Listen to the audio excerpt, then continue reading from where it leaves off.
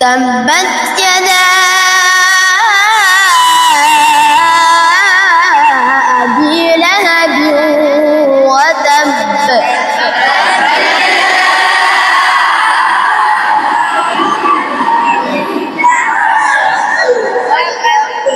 ما أغنى عنه ماله وما كسب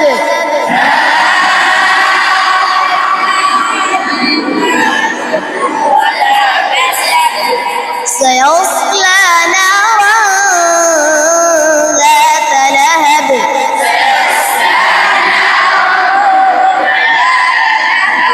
وامرأته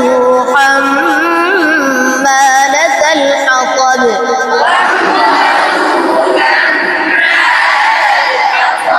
في جيدها حبل